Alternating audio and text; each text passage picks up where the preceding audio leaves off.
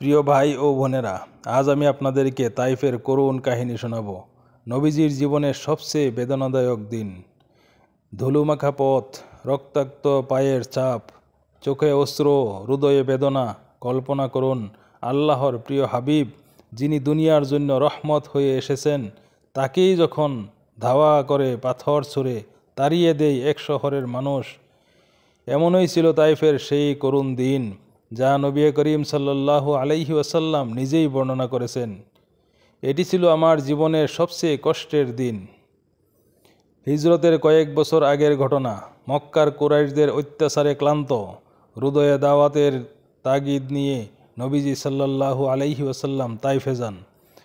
উদ্দেশ্য ছিল সেখানে কিছু সহানুভূতিশীল মানুষ ইসলামের বার্তা শুনবে, অন্তত আশ্রয় দেবে। কিন্তু বাস্তবতা ছিল নির্মম। তাইফের নেতৃস্থানীয় বনি শাকিফ গোত্রের 3 নেতা আবদে ইয়ালিল, মাসউদ ও হাবিব নবীজিকে অপমান করে বলেন, আল্লাহ কি আপনাকে নবী হিসাবে পাঠিয়েছেন? তারা হাসাহাসি করে শহরের বাচ্চা কিশোরদের উস্কে দেন। রাসূলুল্লাহ সাল্লাল্লাহু আলাইহি সাল্লামের পেছনে ধাওয়া করা হয়, তাকে গালি দেওয়া হয়, এমনকি পাথর ছুঁড়ে মারা হয়। নবীজির পবিত্র পা রক্তে ভিজে যায়। তিনি কষ্টে কষ্টে শহরের বাইরে চলে আসেন, আশ্রয় নেন এক আঙ্গুর বাগানে। এই বাগান ছিল মক্কার কুরাইশ নেতাদের উতবা ও সাইবার মালিকাধীন।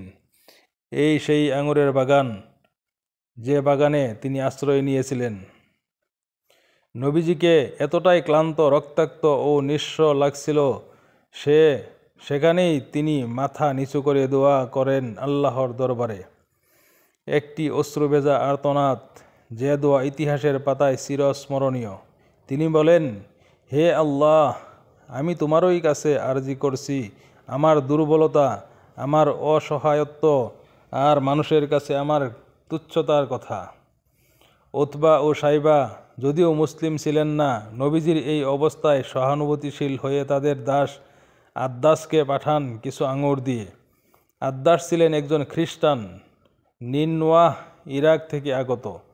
তিনি নবীজির কাছাকাছি এসে দেখেন তিনি বিসমিল্লাহ বলে খাচ্ছেন। আশ্চর্য হয়ে আদ্দাস বলেন, এমন কথা তো আরবের কেউ বলে না। এরপর শুরু হয় এক অভূতপূর্ব আলাপ। নবীজি বলেন, আমি ইউনুস নবীর ভাই, তিনিও একজন নবী ছিলেন, আমিও একজন নবী।